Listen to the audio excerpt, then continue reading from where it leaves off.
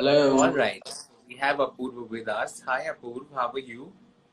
I'm good. I'm good. Anurag, how are you? Very well. I see a lot of change in your look. The hairstyle. Thank you. Is And this because of the lockdown?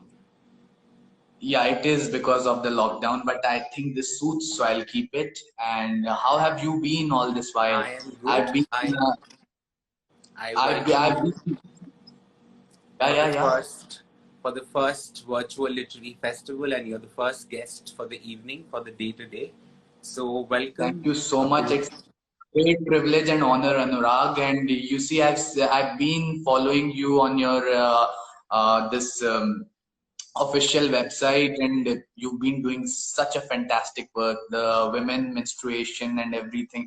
That's something everyone should look up to, and a lot of people, including me, so many of my friends, we all look up to you, and thank you so much for being there and doing such stuff for the cause of humanity.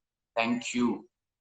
Thank you so much, Apurv. Since we're talking about humanity, I don't know how many people actually know about you, but let me tell them that the first time I met Apurv, I think it was in a school in Dehradun where he was a participant. He was doing a debate, and I was the guest of honor, and I was supposed to judge him. And that's when I found that this amazing young man is dynamic, and he has so many qualities that I can't even count all of them on my fingertips. But one of the very, very important things that I've learned about Apurva is that he's a great, great poet. And he started writing at a very young age, though he's very young even now. He's just passed out of school. But he has been campaigning for Swachh Bharat Abhiyan all over. And he's been with Mr. Bachchan, Mr. Amitabh Bachchan, who happens to be from his school. And he has been going with him and making people aware about Swachh Bharat Abhiyan everywhere. Apurv, will you please tell us about your experience as a campaigner for Swachh Bharat Abhiyan, and why do you think that it is important for the citizens to keep their areas and everything clean? And how do you think that the citizen of India can actually work on it? See, Anurag, Swachh Bharat Abhiyan, I don't know what people think about it and what's their viewpoint, because giving in to their parties, their mindset, their point of view, I have no idea what people think about it. But according to me, Swachh Bharat Abhiyan is not only an initiative taken by the Indian government or the BJP government. It should be instilled in each and every Indian's heart, because Mahatma Gandhi, being the father of the nation, said that God resides where it is Swachh. Cleanliness is the first step towards the invitation of God. If you want to invite God in your heart, heart should be clean. If you want to invite God in your home should be clean. If you want to invite God in your own country, your country should be clean. So I think giving into Swachh Bharat Abhiyan, it is the duty of every citizen to keep his surrounding clean, keep himself clean, because till the time we do not take a step forward, we ourselves don't start, I think the change cannot be brought in India. And India, being a country of sages with a history of 5,000 plus years, it's a country that should be leading in such things. But sadly, it's not happening. And I think Mr. Bachchan has taken a great initiative, and because of him, it's my personal viewpoint, because of him, I think 20 to 30% of India's population is following the footsteps of Gandhi towards Swachh Bharat. I agree. I definitely agree. Apurv, do you have something written on this beautiful initiative? Do you have any poetry or shairi or anything that you have that you'd like to share with all of us? Yeah, of course, Anurag. Now let me switch from English to Hindi, because You Hindi do जो that हमारी very well. मातृभाषा हिंदी जो हमारी मातृभाषा है, उसकी एक बहुत बड़ी खासियत है। आप हिंदी के कवियों से सुनते होंगे अनुराग, या हिंदी के तमाम साहित्यकारों से सुनते होंगे। मैं किसी भाषा के खिलाफ नहीं हूं, परंतु अंग्रेजी ए एप्पल से शुरू होती है, जेड जीब्रा जानवर पे खत्म होती है। यानी फल से शुरू होती है, जानवर बना के, अनपढ़ से शुरू होती है, क्या ज्ञानी बना के छोड़ती है। तो मैं हिंदी की बात कर रहा हूं। और हिंदी का स्वच्छता से क्या नाता है, इस पे कोई बात करने की जरूरत नहीं है, क्योंकि हिंदी जैसी स्वच्छ भाषा आपको पूरे संसार में नहीं मिलेगी। तो मैंने बच्चन साहब को भी शायद यही कविता पसंद है, मैं उसका एक भाग, एक अंश आपको सुना देता हूं कि हम अंगुल काट के ऋषियों के चरणों में अर्पित करते हैं, बचपन तक अपना अक्सर शौर्य को समर्पित करते हैं। सिकंदर की शमशीर झुका दी भारत के फौलाद ने, शासन को नाकाम कर दिया एक वीर आजाद ने, खेल जगत को हिला दिया है कोहली साइना नाम ने, इतिहास बदल के दिखा दिया है अपने चाचा कलाम ने, और दस्तखत है इस मिट्टी का जब समूचे आसमान पर, ये गंदगी का थप्पा कैसा मेरे हिंदुस्तान पर। तो ये जो गंदगी का दाग लगा हुआ है, इसको हटाने के लिए, इसको हम अगर भारत से रेडिकेट करना चाहते हैं तो उसमें हमारा आपका क्या योगदान हो सकता है। हम लोग तुच्छ लोग हैं, छोटे लोग हैं, मामूली लोग हैं, परंतु हमारा एक योगदान, अगर हम कहीं जा रहे हैं और एक रैपर सड़क के किनारे गिरा हुआ मिले, हम उसे उठाकर भी कूड़ेदान में डाल देते हैं, मेरे ख्याल से वो देशभक्ति का बहुत बड़ा प्रमाण है। आपको सीमा पर जाने की जरूरत नहीं है। परंतु फिर भी अनुराग, आप तो देहरादून लिटरेचर फेस्टिवल से लेकर के ह्यूमंस फॉर ह्यूमैनिटी और तमाम आप फील्ड्स में काम कर रहे हैं, ये तो मैं मुबारकबाद भी पेश करता चलूं आपको। उसमें कहीं ना कहीं आप जो हमारी औरतों को लेकर, हमारी माओ बहनों को लेकर उनके प्रति जागरूक रहते हैं और उनको जागरूक कराते हैं कि वो कितनी वंडरफुल हैं और उनके अंदर क्या काबिलियत है, और किस तरह से जो ये मेंस्ट्रुएशन का पूरा इसको टैबू बना के रखा हुआ था इंडिया में, आप उसके खिलाफ एक मुहिम चला रहे हैं। लेकिन जब हम नारी की बात करते हैं, जब हम पार्वती, दुर्गा, सरस्वती, लक्ष्मी के रूप की बात करते हैं, भारत में क्या स्थितियां हैं, मुझे लगता है मैं कुछ बढ़िया लिख पाया हूं तो यही है। मैं आपको 72 साल के आजाद हिंदुस्तान की एक शर्मनाक तस्वीर दिखा रहा हूं। मुझे माफ कीजिएगा, तमाम बातें हो जाती हैं कि हम स्वच्छ भारत अभियान चला रहे हैं और बड़ी बड़ी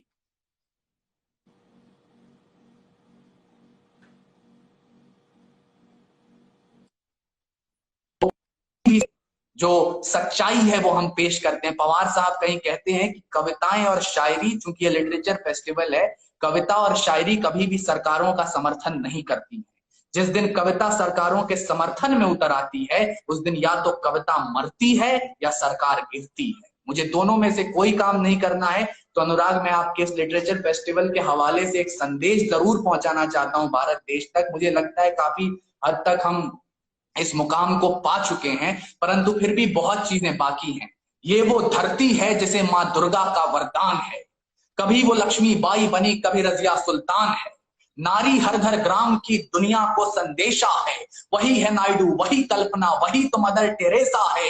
रजपूती यान बचाती, कभी वो पद्मिनी रानी है। राजवंश की रक्षा हेतु पन्ना धाय कुर्बानी है, और सिंह सवारी करती नारी जहां असुरों के संधान में, बहू को शौचालय नसीब नहीं है ऐसे हिंदुस्तान में। कितनी शर्मनाक बात है कि हम अपनी माताओं बहनों को जो भारत का नाम रोशन कर रही हैं, कभी कोकिला बन करके, कभी कल्पना चावला बन करके, हम उन तक शौचालय नहीं पहुंचा पाए हैं। और ये किसी सरकार, बच्चन साहब का काम भी ये अकेले नहीं है, ये आपका हमारा दायित्व बनता है। भले आराम के साधन त्यागे, मन ना हो क्या हुआ, 2 माह और घर के आगे वाहन ना हो क्या हुआ। आरतियां अगर याद नहीं है, ये तरीका देखिए, पूजा अर्चना प्रार्थना का ये सलीका देखिए। घर की है मर्यादा बेटी, इनका तो कल्याण करें, और मंदिरों में चंदे बाद में, पहले शौचालय का निर्माण करें। और जब हम मंदिरों में चंदे देते हैं, या we are going to donate for so many other things, we go out to donate for functions, for Ramlila, for now अभी ये आ गया है हमारा रमजान आया है, हमारे मुसलमान भाई भी जाके मस्जिदों में डोनेट करते हैं, बिल्कुल करें। और हिंदू हैं, सिख हैं, ईसाई हैं, आप सब अपने धर्म पर चलें, लेकिन उससे पहले जो भी आप डोनेशन कर रहे हैं, ये मेरा व्यक्तिगत विचार है, उसमें से थोड़ा सा हिस्सा भी अगर हम इस मुहिम में लगाएं तो शायद पूरे देश में हर एक घर तक हम शौचालय पहुंचा सकते हैं। That's what I think, अनुराग। बहुत बहुत खूब अपूर्व। अपूर्व, आप मुझे ये बताइए कि आप काफी समय आपने अमिताभ जी के साथ बिताया है। आप काफी कैंपेन्स में उनके साथ गए हैं। पहली मुलाकात आपकी उनसे वर्चुअली ऐसे ही हुई थी, एक टीवी के जरिए। एनडीटीवी पर आप आए थे, जिसमें पहली बार आपकी उनसे मुलाकात हुई थी। पर उसके बाद आप उनसे मिले, पर्सनली मिले, आपने कई बार उनके कैंपेन्स में उनका साथ दिया। आप मुझे थोड़ा एक इंस्टेंस बताइए कि आपको एक तो पहली बार उनसे मिलकर कैसा लगा। इतने ये महानायक जो हैं, जो हमारे देश के सबसे बड़े सेलिब्रिटी हम कहते हैं उनको, और उनको तो कई जगहों पर पूजा जाता है।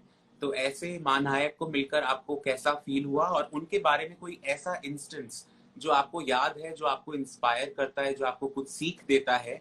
और अगर कुछ आपके पास कुछ फनी, उनसे कोई फनी इंसिडेंट्स हो उनके साथ, तो वो बताइए प्लीज। अनुराग, कोई फनी इंस्टेंस तो मुझे याद नहीं है, परंतु मैं आपको एक बात बताऊं। बच्चन साहब एक ऐसे व्यक्तित्व हैं, मैं कहता हूं कि अमर कवि हरिवंश राय बच्चन की वंशावली के सबसे चमकदार सितारे हैं। हरिवंश राय बच्चन जी का खून तो दौड़ ही रहा है, परंतु इतने विनम्र, इतने सिंपल, इतने डाउन टू अर्थ, और उसी सहभागिता को आगे बढ़ाते हुए इतने महान मैंने व्यक्तित्व देखा ही नहीं है। ऐसा व्यक्ति मुझे लगता है बहुत तपस्या के बाद, चौहान साहब की पंक्तियां भी उनने मोदी जी के लिए कहा था, परंतु मुझे लगता है भारत देश में अगर बच्चन जी की बात होए तो ये पंक्तियां बिल्कुल सटीक बैठती हैं कि घनी प्रतीक्षा बाद जैसे कोई बदली पानी बरसाती है, जब वर्षों धरती तप करती तुम जैसा बेटा पाती है। तो बच्चन साहब अभिनय, उनके अभिनय पर तो मैं क्या बोलूं, मैं तो उनके चरणों की धूल मात्र भी नहीं हूं। वो तो पूरी दुनिया, पूरा जगत देख रहा है, परंतु जब मैं उनसे पहली बार मिला था, मैं भूल नहीं सकता हूं। मुझे माफ करेंगे पर मैं बॉलीवुड और तमाम और भी फील्ड्स के लोगों से मिला हूं, सितारों से मिला हूं, लेकिन कहीं ना कहीं मुझे लगता है थोड़ा सा घमंड या थोड़ा सा अभिमान सबके अंदर आ जाता है, और वो स्वाभाविक है, नेचुरल है।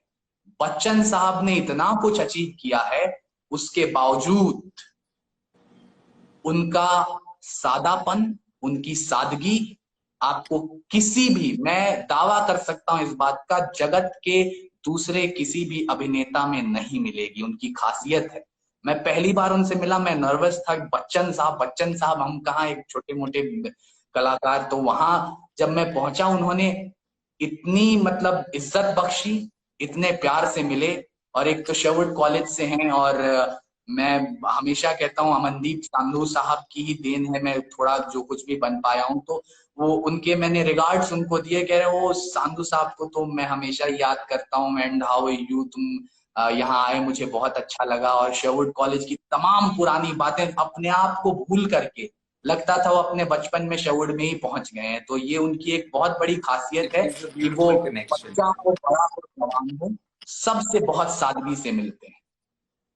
Beautiful connection Apurva, thank you so much. आप एक वीर रस के कवि हैं। आपकी जो आपको आपको माना जाता है, कई जगह मुशायरों में आपको बुलाया जाता है, और आप वीर रस की कविताएं बोलते हैं, गाते हैं आप। पर मैं आपसे एक बात जानना चाहता हूं कि आपकी उम्र क्या है अभी। मेरी उम्र 19.5 साल है अनुराग।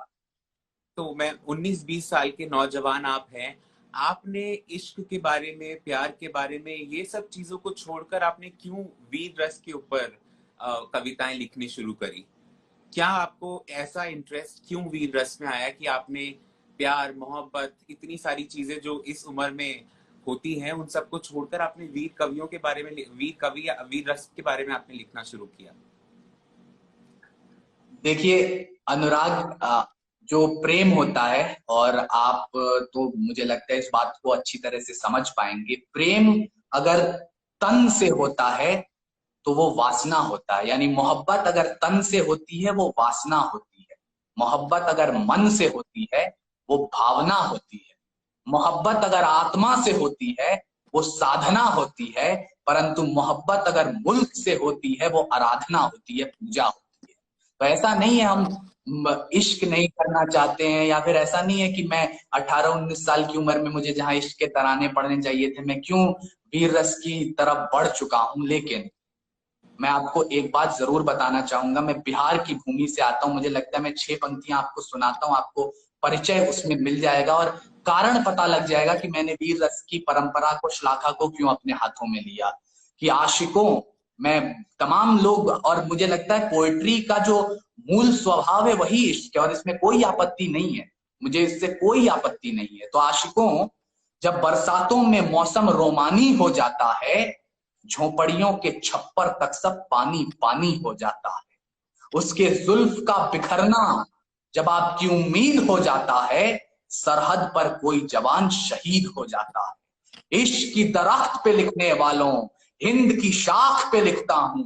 भूख से बच्चा मर गया जिसका, उस माँ की आंख पे लिखता हूं। क्योंकि मेरी कलम में किसान ये बोला, मुश्किलों को तरसा दो, महबूब की जुल्फ घटा है तो खेत में मेरे बरसात।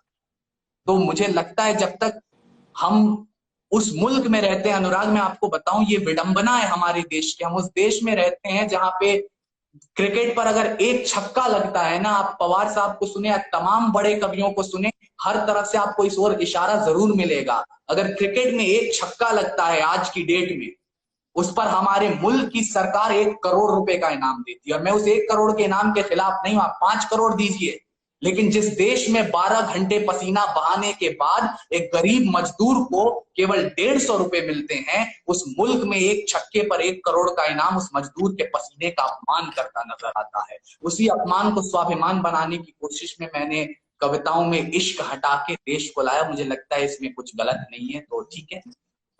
बहुत खूब। नहीं, कुछ भी गलत नहीं है। मैं सिर्फ जानना चाहता था और हमारे व्यूअर्स को बताना चाहता था क्यों आपने इसको चूज किया। अपूर्व, आप कितनी साल की, कितनी उम्र से आप पोएट्री लिख रहे हैं? कब से आप इस फील्ड में हैं? अनुराग, मैंने लिखना शुरू किया था जब मैं लगभग 8 साढ़े 8 साल का था। मेरी जो दादी थी वो लिखा करती थी, परंतु मुझे सौभाग्य प्राप्त नहीं हुआ कि मैं उनसे, जब तक मैंने होश संभाला उनका स्वर्गवास हो चुका था। परंतु मुझे लगता है, हो सकता है जीन्स में वो आई हो या जो भी हो, तो मैंने लिखना शुरू किया। और करते करते जब मैं शहूड पहुंचा, वहां पे मुझे बहुत प्रोत्साहन मिला। और वहां से मुझे लगता है अगर शमशीर में धार की बात करें तो धार वहां से लगनी शुरू हुई। फिर धीरे धीरे 1-2 मुशायरों में गया, और वहां से आगे बढ़ते बढ़ते आज आप सबका प्यार है, आशीर्वाद है, मुल्क के महंगे कवियों में भी कभी कभी गिनती होने लगती है। तो ठीक है, जैसा है। तो यही लिखना शुरू किया था 8 साढ़े 8 साल की उम्र से, और बड़ों का आशीर्वाद रहा है। और मैं, ये बात है कि मैं अच्छे लोगों से मिलता रहा हूँ हमेशा, जैसे आप भी मुझे मिले। और ये मुझे लगता है मेरे जीवन की एक उपलब्धि यही है कि मैं हमेशा अच्छे लोगों के टच में रहा हूँ, और उनसे आशीर्वाद प्राप्त हुआ है, बहुत कुछ सीखने को मिला है। तो इसी तरह चल रहा है अपना, देखते तो हैं क्या अपूर्व, होता है। अपनी अपनी लिखी हुई एक अपनी फेवरेट कविता, चाहे वो किसी भी चीज के ऊपर हो, वीर रस के ऊपर हो, तो बहुत ही खुशी की बात होगी अगर आप सबको सुना सके। बिल्कुल बिल्कुल बिल्कुल अनुराग, और आप बोल रहे हैं, आपका हुक्म सर आंखों पर, यकीन मानिए आपका कोई भी आदेश आज तक मैंने जाया नहीं किया, मैं सुनाता हूँ।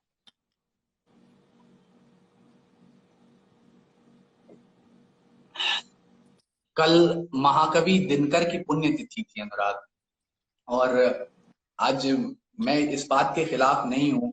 आज लोग कहते हैं देश में असहिष्णुता है या जो भी बात है, मैं उन सब पर ज्यादा बात भी नहीं करूंगा। साहित्य आज का विषय है।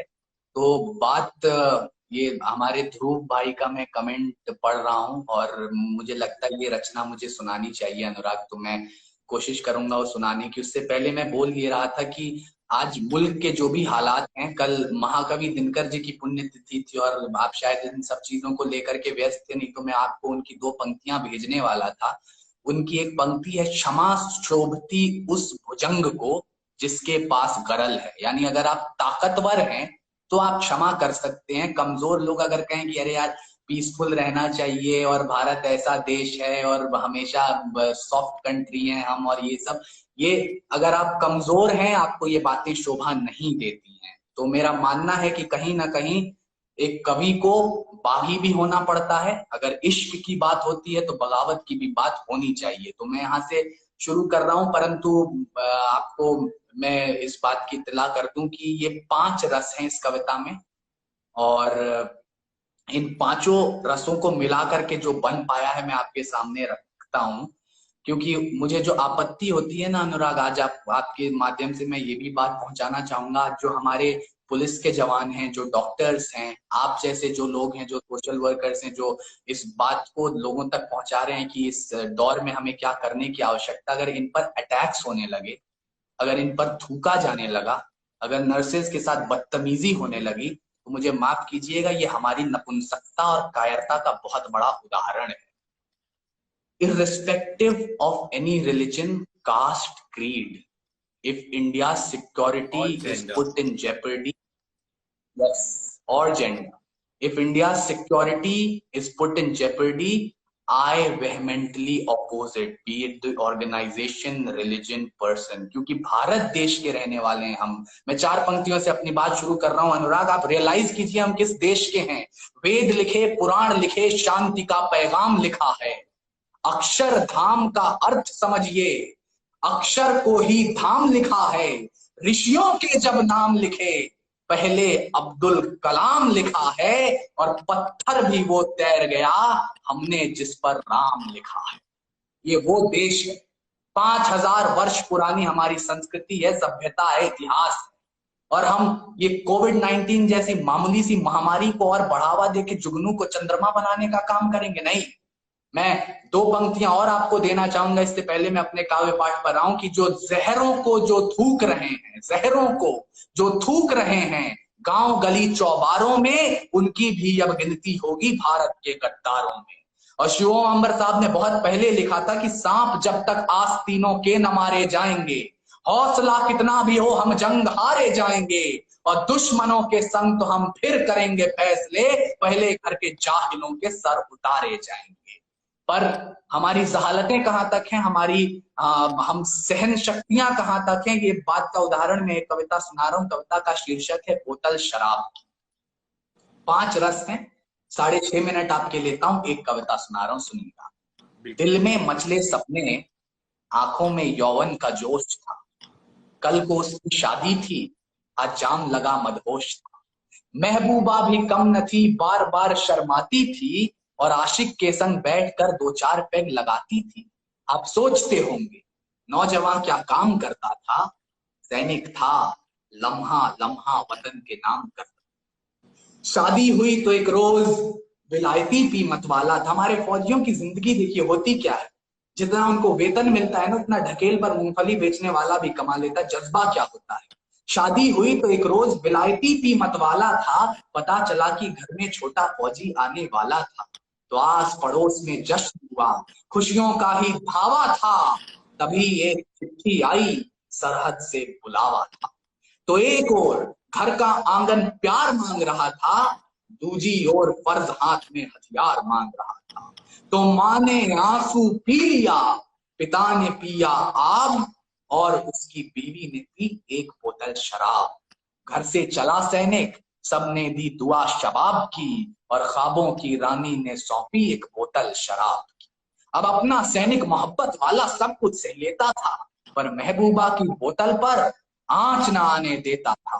कहता था गोली बारी आशिकी उतार न पाएगी, जब तक है बोतल सलामत, मौत मुझे मार न पाएगी।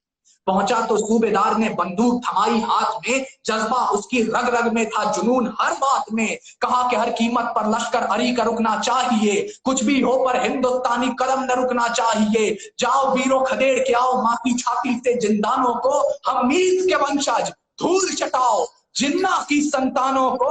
अगर है दुश्मन होशियार, सीधे सीधे पछाड़ दो, नहीं तो जाहिल सीने में तुम अमर तिरंगा गाड़ दो। तो हर हर बम बम बोल उठा हर सैनिक रण प्रांगण में, ज़बां तो केवल लहर रही थी युद्धों के उच्चारण में। किसने कितने मारे अपने, थी घड़ी हिसाब की, अब चोटियां चढ़ने लगी वो बोतल शराब की। अनुराग, कविता जैसे जैसे आगे बढ़ती है मैं बताता चलूं। यहाँ पे मैंने, अगर आप तो कविता के पारखी हैं, अगर आपने यहाँ पे नोटिस किया हो, मैंने 2 शब्दों का इस्तेमाल किया है, मोहम्मद अली जिन्ना और अब्दुल हमीद। क्योंकि एक नई रीत चली है भारत में, हम किसी पर भी उंगली उठा देते हैं कि तुम फला रिलीजन के हो तो तुम देशद्रोही हो। नहीं, हमारे मुल्क में मुसलमानों की पहचान सिर्फ असदुद्दीन ओवैसी से नहीं होती है, वो महान बैरिस्टर हैं होंगे, परंतु मेरे लिए मेरे मुल्क में हिंदुस्तान की पहचान उनसे पहले मुसलमानों की पहचान कराते हैं एपीजे अब्दुल कलाम। मेरे मुल्क में मुसलमान की पहचान अजमल कसाब से नहीं होती है, जो ताज होटल में घुस करके हजारों लोगों को मौत के घाट उतार रहा था। हमारे मुल्क में मुसलमानों की पहचान होती है तो कब्रिस्तान के उन खुददार रखवालों से जो मुंबई कब्रिस्तान के बाहर सीना तान कर खड़े हो गए और कहा कि मर जाएंगे लेकिन इस नापाक जिस्म को अपने कब्रिस्तान में दफन नहीं होने देंगे। तब कविता आगे बढ़ा रहा हूं, सुनिएगा। अब चोटियां चढ़ने लगी वो बोतल शराब की, टुकड़ी अभी चली ही थी कि धमाका जोरदार हुआ। समय रात की बरसी गोली, हर फौजी खूंखार हुआ। किसी का लॉकेट तावीज, किसी का लड़ने का सहारा था, पर कौन कह रहा अपना सैनिक बेसहारा था। एक आध घूंट पिला देती थी बोतल शराब की, पर अरदल को हिला देती थी बोतल शराब की। बंकर उनके जला रही थी बोतल शराब की, चिल्ला के गोली चला रही थी बोतल शराब की। बाहुबल को तोल रही थी बोतल शराब की, जय जय भारत बोल रही थी बोतल शराब की।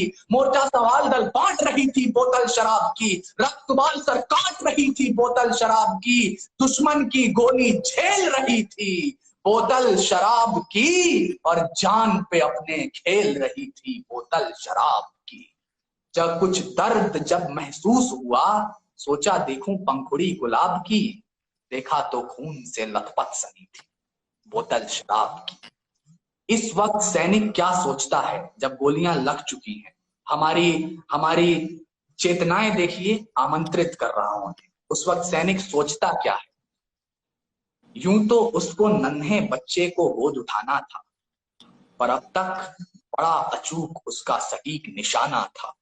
थक चुका था, सांसें छुट्टी चाहती थी, मगर अभी बंदूक उठाना उसकी मुट्ठी चाहती थी।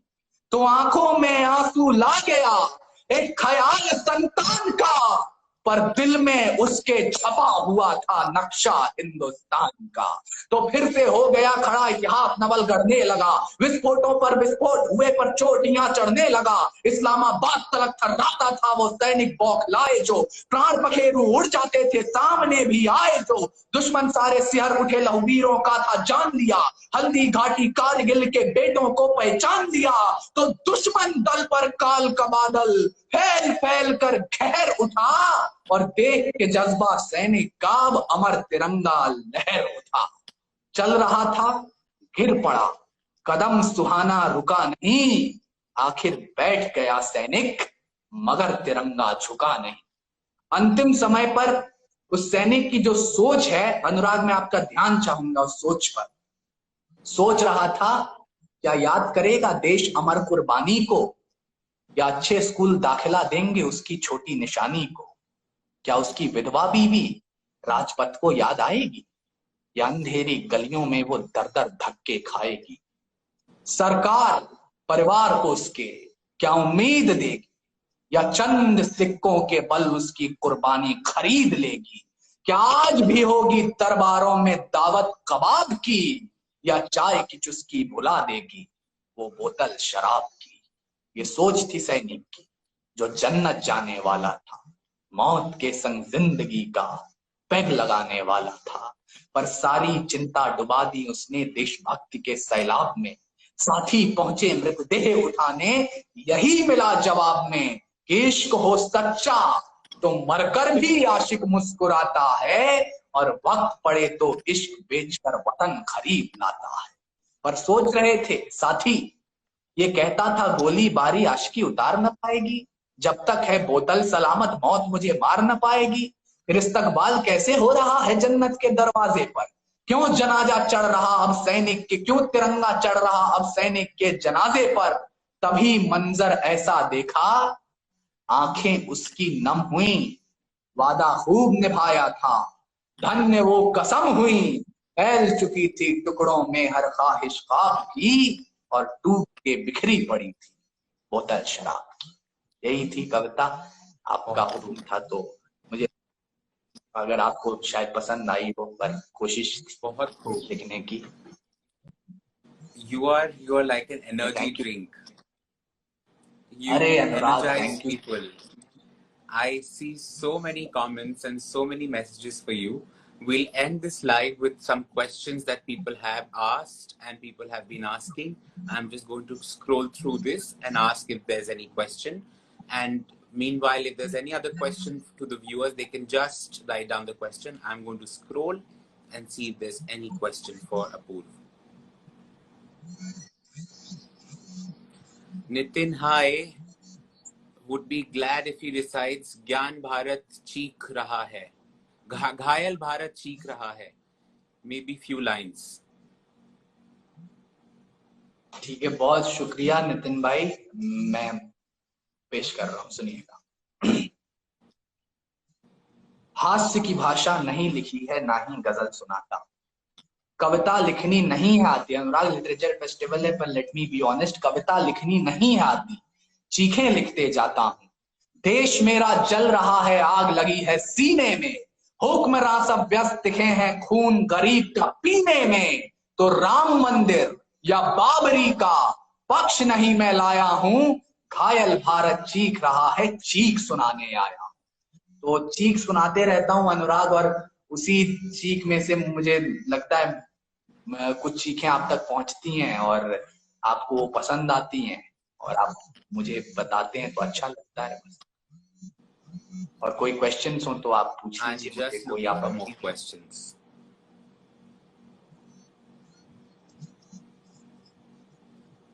और आप लोगों के कोई सवाल हो तो आप नीचे लिखिए और हम अपूर्व से वो सवाल पूछेंगे before we end this live. Anurag, just one question if I may ask you. Please. Somewhere I was reading on your profile you were threatened once. I mean, somebody wanted to murder you or something. So if you could tell us about that. There's so many instances, Apurv. There's so many instances. Yeah, I know. But what you are doing, Anurag, like, to be very honest, all these things will come. But please tell us about that instance. I'm really interested. And if you don't mind, if you have any issues, that's perfectly fine. See, the kind of work I do has many barriers. And my father once told me, I used to always tell that there is a big difference between, social work and charity.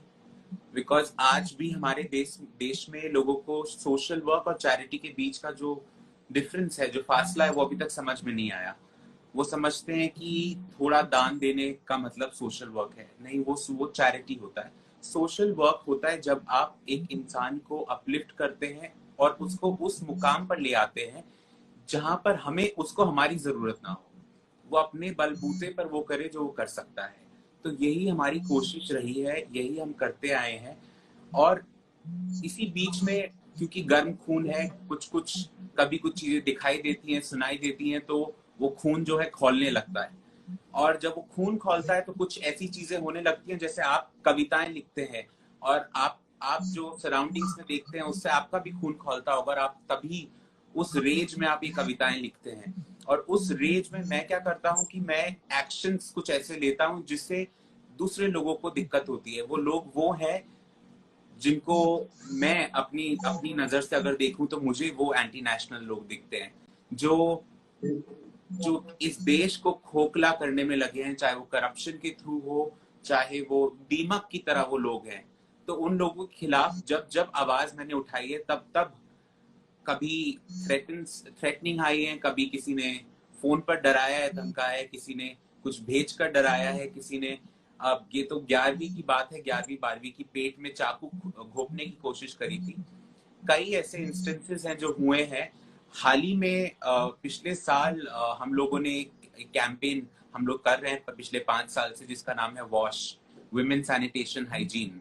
और उसके ऊपर हम लोग महिलाओं को अलग अलग जगहों पर जाकर, गाँव में जाकर उनको न्यूट्रिशन के बारे में, मेंस्ट्रुअल हाइजीन के बारे में, अलग अलग चीजों के बारे में बताते हैं.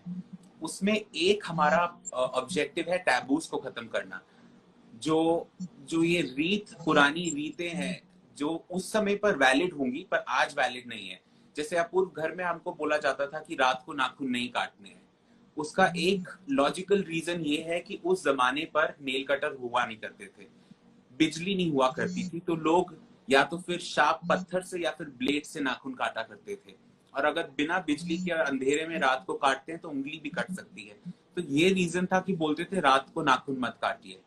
पर आज देखिए, अभी भी हमको कितनी क्या क्या चीजें बोली जाती हैं अबाउट मेंस्ट्रुअल हाइजीन। कहते हैं मंदिर में मत जाइए, कहते हैं कि आप खाना मत पकाइए।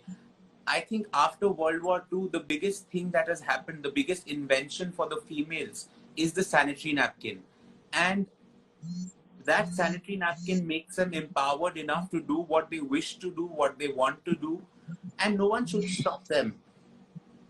तो इसी बीच में जब हम लोगों ने औरतों को तुलसी के पौधे बांटने शुरू किए कि आप इसमें पौधे में पानी डालिए, हमने उनको मंदिरों में बुलाना शुरू किया और मंदिरों में औरतें आई और वहां की पुजारियों ने उनको परमिशन दी वहां आने की।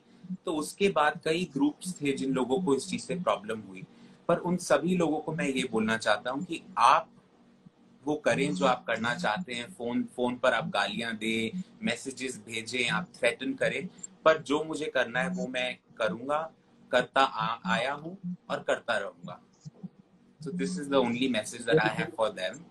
And Apurv, I think we'll end this live with a small message that you have for all other people.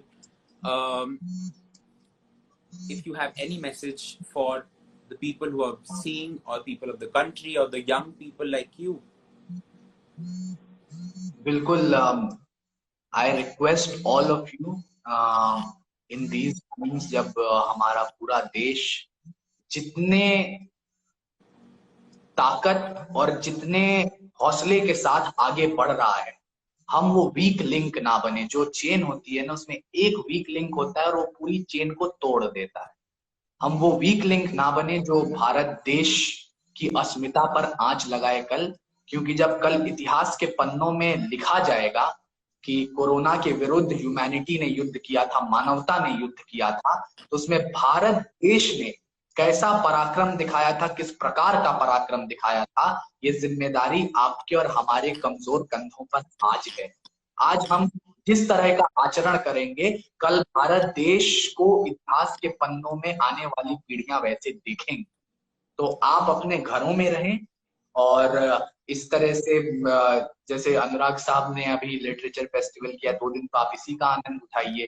2 दिन के बाद ये जो टाइम है, this is not going to come back.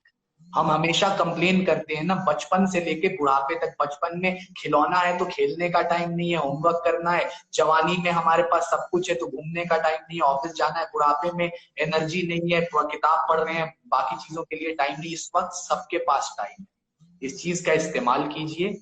अपने घरों में रहिए, अपने अंदर के टैलेंट को, अपने आप को पहचानिए, मेडिटेशन कीजिए और भारत देश को हम सब मिलकर आगे बढ़ाएं, पूरी मानव जाति को बचाएं। और इसमें भारत की जो सहभागिता रहेगी वो किस प्रकार से रहेगी, ये आप और हम डिसाइड कर रहे हैं। इस बात को अपने जहन में उतार के रखें कि भारत के एम्बेसडर्स हैं आप। आज जब दुनिया कोविड-19 से लड़ रही है, तो मैं हाथ जोड़ करके निवेदन कर रहा हूं, प्लीज ऐसा कुछ मत कीजिएगा जिसके कारण कल होके हमारी छवि धूमिल हो, भारत की छवि धूमिल हो और हिंदुस्तानियत धूमिल हो।